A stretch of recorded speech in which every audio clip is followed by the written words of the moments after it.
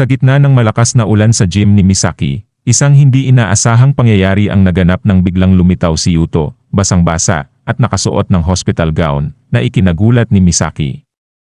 Pinagnilayan ni Misaki ang sandaling ito, na itinuturing niya bilang isang mahalagang pagbabago. Dahil sa matinding pagnanais na malampasan ang mga pagsubok, lumapit si Yuto sa kanyang coach na may pagnanais na mas maging malakas, ipinapakita ang paniniwala na ang determinasyon ay kayang magtagumpay sa anumang hamon, gaano man ito kalaki. Ang deklarasyong ito ay nagtakda ng yugto para sa isang pagbabagong anyo ng kanilang mga buhay, na sinasamahan ng isang bagong katatagan na nagbago sa kanilang mga landas pasulong. Lumipat ang eksena sa masigasig na pagsasanay sa pagitan ni Yuto at Coach Misaki. Pinagnilayan ni Coach Misaki ang katanyagan ni Kazuo Uesugi, na kinikilala bilang isang natatanging talento na itinakda upang baguhin ang larangan ng boxing sa Japan.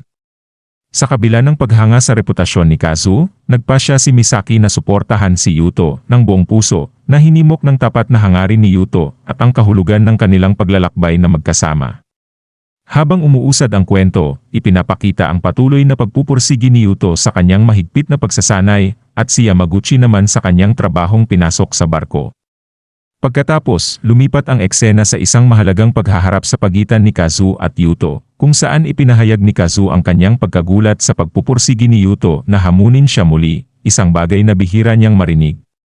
Ngunit sa kabila nito, bukas si Kazuo sa mga hamon tulad nito, na nagpapahiwatig ng isang mahalagang sandali ng kompetisyon sa pagitan ng dalawa.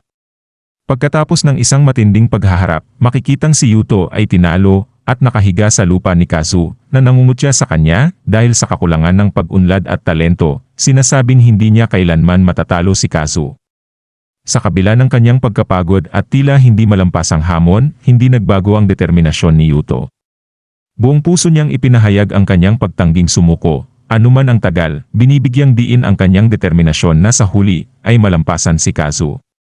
Si Kazuo, na bahagyang naaliw sa determinasyon ni Yuto, ay umalis sa eksena na may hindi interesadong komento, duda sa resolusyon ni Yuto. Ang eksena ay lumipat sa isang makabagbag damdaming sandali sa pagitan ni Yuto at ng kanyang coach.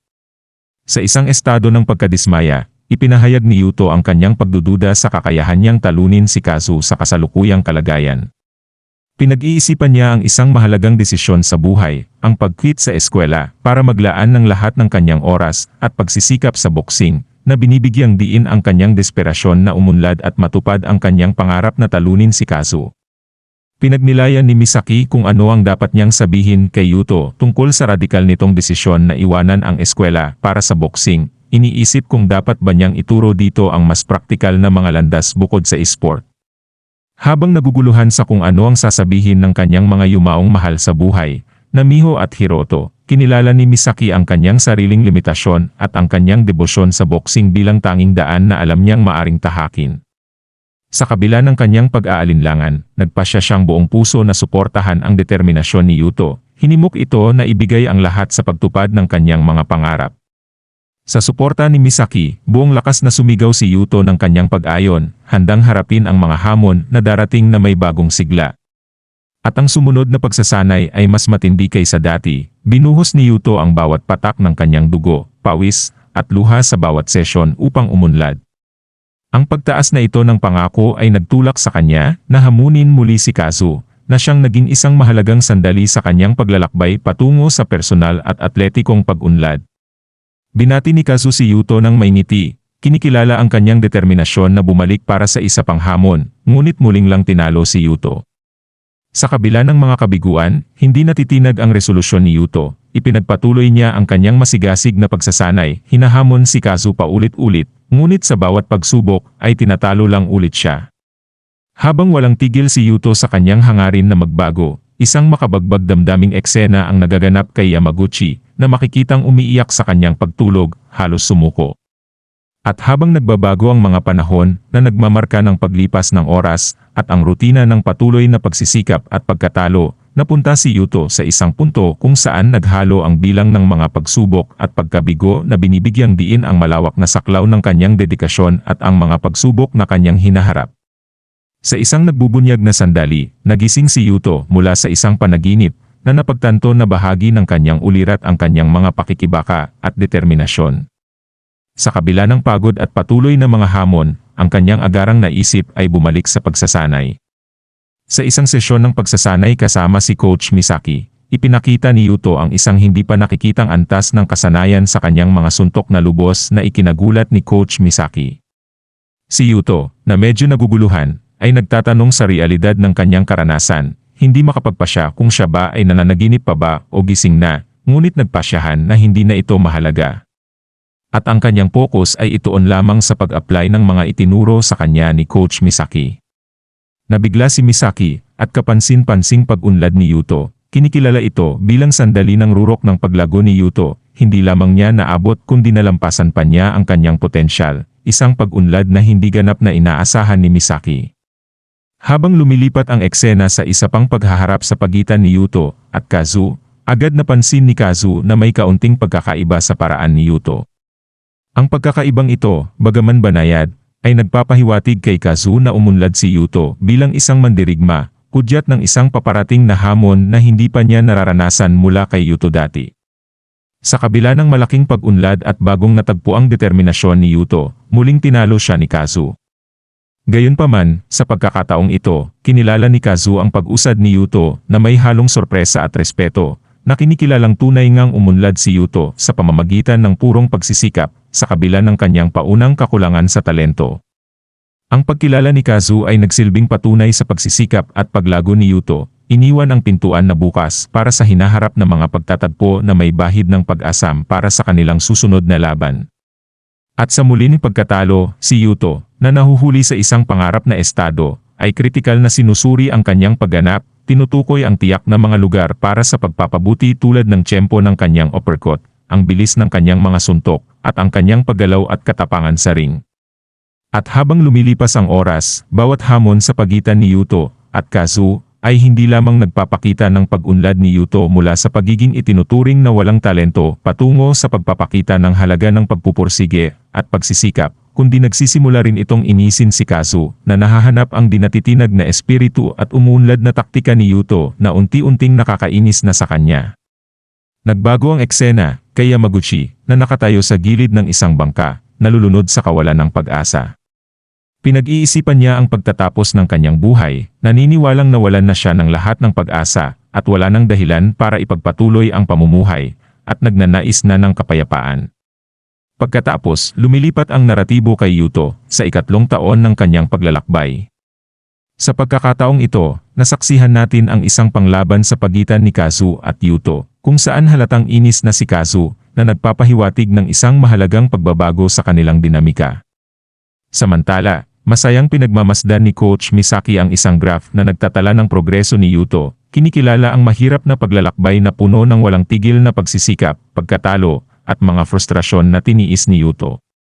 Naabot ang rurok ng eksena ng tangkain ni Kazu na tumama ng suntok muli kay Yuto. At sa isang nakakagulat na pagbabalik ng mga pangyayari, nagawa ni Yuto na kontrahin ang galaw ni Kazu, at mas mabilis na naglunsad ng isang napakalakas na suntok, na nagpapakita ng kanyang kahanga-hangang pag-unlad at ang kasukdulan ng kanyang mga taon ng dedikasyon at pagsisikap. Samantala lipat ang eksena, si Yamaguchi, sa bingit ng kawalan ng pag-asa, ay naalala ang isang sandali ng sila ni Yuto na magkasamang nanonood ng pagsikat ng araw. Ang alaalang ito ay nagbigay sa kanya ng malalim na realisasyon, na nagmumungkahi ng isang pagbabago sa kanyang sariling paglalakbay mula sa kawalan ng pag-asa tungo sa muling pagtuklas ng layunin at pag-asa. Pagkatapos, biglang nagbago ang eksena, at makikitang si Kazu ay gulat, habang nakabulagta sa lupa, hudyat ng paglitaw ni Yuto bilang isang makapangyarihang kalaban, isang metaporikal na Superman, sa mundo ng boxing. Ang sandaling ito ay naglalagom sa kahanga-hangang paglalakbay at pagbabago ni Yuto, na minarkahan ang isang mahalagang tagumpay hindi lamang sa laban, kundi sa pagpapatunay ng kanyang halaga at determinasyon. Ang naratibo ay muling lumipat kay Yuto sa panahon ng isang interview, kung saan tinanong siya tungkol sa kahalagahan ng boxing sa kanyang buhay. Ipinaliwanag ni Yuto na para sa kanya, ang boxing ay isang patotoo sa katatagan at pag-asa. Ito ay nagsisilbing pruweba na anuman ang bigat ng iyong mga kalagayan, kalungkutan, o sakit, hindi ka dapat sumuko sa kawalan ng pag-asa dahil palaging may kislap ng pag-asa sa abot tanaw. Sa pamamagitan ng boxing, Layunin ni Yuto na ipakita ang kapangyarihan ng di matitinag na pag-asa at pagpupursige, binibigyang katawan ang diwa ng hindi pagsuko anuman ang mga hamong kinakaharap. Ang eksena ay nagtatakda ng entablado para sa isang laban sa boxing na matagal nang inaabangan at nakakuha ng pansin sa buong mundo, at ang mga tagahanga ng boxing mula sa iba't ibang sulok ng mundo ang nakatutok habang ipinapakilala ng mga announcer ang Junior Welterweight World Title match sa pagitan ni Yuto Takeda at Yu. Ang kapaligiran ay puno ng kasiyahan at pag-aabang. Si Bob Norris, ang co-commentator, ay nagtatanong tungkol sa kakaibang katangian ng mga boksingero, lalo na si Yu, na pinupuri dahil sa kanyang walang kaparis na talento. Si Yu, sa kabila ng pagiging hamon, ay nagdala ng isang napakalakas na presensya na nakadominante sa stadium. Ang kanyang kahangahangang tagumpay na hindi pagpapahintulot sa dating hindi matatalong si Jean-Pierre na makapuntos ng kahit isang suntok sa kanilang laban para sa titulo ay nagtakda ng mataas na inaasahan para sa kanyang pagganap sa darating na laban kontra kay Yuto Takeda. At si Yuto Takeda ay pumapasok na rin, tinaguriang pinakamalakas na infighter sa dibisyon. Di tulad ni Yu, ang landas ni Takeda patungo sa titulo ay puno ng mga hamon. Hinarap niya ang maraming pagsubok, paulit-ulit na natumba sa kamay ng mga nakakatakot na kalaban sa dibisyon, ngunit ipinakita niya ang hindi kapani-paniwalang katatagan sa tuwing bumabangon siya. Ang kanyang paglalakbay sa pagkakamit ng Junior Welterweight Division ay patotoo sa pag-asa at tagumpay, nagpapakita ng diwa ng hindi pagsuko. At habang pumapasok si Takeda sa ring, naitanong ng komentator na kaya ba niyang ipagtanggol ang kanyang titulo laban sa pinakamatinding kalaban pa niya, na si Yu. Samantala, sabik na inaabangan naman ng isang batang pasyente sa ospital ang simula ng laban, sinasabi sa kanyang ina na malapit na itong magsimula. At agad na itinakda ng mga announcer ang entablado para sa laban bilang isang klasikong showdown sa pagitan ng likas na talento at sipag. Ang sentral na tanong na itinatanong kay Bob ay umiikot sa inaasahang kinalabasan ng laban, partikular na nakatuon sa katatagan ni Yuto Takeda. Binigyang diin ni Bob ang mahalagang aspeto ng laban na kung gaano katagal kayang tiisin ni Takeda ang superior na kasanayan sa boxing Yu. Taliwas sa paunang palagay na ang pagkapanalo ni Yu ay tiyak na dahil sa kanyang hindi pangkaraniwang talento, iminumungkahi ni Bob na ang tunay na suspensyon ay nasa kung makakayanan ba ni Takeda na tumagal lagpas sa kalagitnaan ng laban. Kung magagawa ito ni Takeda, may pagkakataon siya laban kay Yu. At habang nagsisimula ang laban, pinaalalahanan ni Coach Misaki si Yuto tungkol sa kanilang estratehiya, sinisiguro na naalala niya ang kanilang plano. Si Yuto, puno ng determinasyon, tiniyak sa kanyang coach at sa kanyang sarili na hindi matakot, na nangangakong tatayo muli kahit siya ay matumba, na nagpapakita ng diwa ng pag-asa. Sa senyas ng referee na simulan ang laban, agad kumilos si Yuto, sumugod agad kay Yu na may determinasyon. Mahusay niyang inilagan ang unang jab ni Yu, patuloy na sumulong ng walang pag-atubili. Habang papalapit si Yuto at susubok na magpaulan ng suntok, madaling umatras si Yu, umiwas at mabilis na gumanti. Ngunit, sa kagalingan ni Yuto, perpekto niyang nailagan ang kontra-atake ni Yu muli, at patuloy ang agresibong paglapit ng mabilis hanggat kaya niya. Mula sa gilid, masusing pinanood ni Coach Misaki ang laban. Sa isip niya ay hinahamon si Yuto na panatilihin ang presyon kay Yu sa buong 12 rounds. At sa isang sandali ng nakaraan, pinag-aralan ni Coach Misaki at Yuto ang mga nakaraang laban ni Yu, tinutukoy ang pinaka-nakakabahalang aspeto ng teknik ni Yu, ang kanyang makapangyarihang suntok na napansin sa mga laban kontra kay Jean-Pierre at Elliot. Ipinahayag ni Misaki ang kanyang pag-aalala na sa kasalukuyang antas ng kasanayan ni Yuto, imposibleng umiwas o gumanti sa tiyak na suntok na ito. Nagtanong siya kay Yuto kung ano ang sa palagay niya ang dapat niyang gawin. Nagtataka si Yuto kung ang pagpapanatili ng isang depensibong tindig ang tanging opsyon niya, na sinagot ni Misaki na hindi simpleng masasangga ang ganitong uri ng suntok at ang pagdepensa ay dapat huling resort lamang. Ipinakilala ni Misaki ang estratehiya ng pagpapanatili ng malapit na distansya kay Yu sa buong laban. Ang diskarting ito ay pipigil kay Yu na makahanap ng tamang tiyempo at espasyo para maisagawa ang kanyang malakas na suntok. Binigyang diin ni Misaki ang tibay ni Yuto bilang susi sa tagumpay ng estratehiyang ito at iginiit na panatilihing sarado ang puwang. Kung makakayanan ni Yuto na tumagal hanggang sa huling round, may tsansa silang manalo. Binigyang pansin ni Misaki ang kasaysayan ni Yu na agad na nagtatapos ng mga laban sa maagang bahagi, na binanggit na ang pinakamahabang laban ni Yu ay bahagya lamang umabot sa ikalawang round. Hindi pa nakaranas si Yu ng isang matagal na laban na nagpapahiwatig na ang kanyang pambihirang talento ay maaaring hindi tumagal sa pagsubok tungkol sa istamina. At sa kabilang banda, makikitang nakangiti si Ki sa sulok na mayroong pag-asa sa kung ano ang estratehiya ni Yuto, na nagpapahiwatig na alam niya na pipiliin ni Yuto ang malapitang laban upang mabaliwala ang malakas na mga suntok ni Yu. Sa isang nakaraan na eksena, pinapanood ni Ki at Yu ang isa sa mga laban ni Yuto. Itinuro ni Ki si Yuto Takeda kay Yu, binibigyang diin na siya ang susunod na kalaban at binibigyang diin ang katayuan ni Yuto bilang pinakamalakas sa junior welterweight division.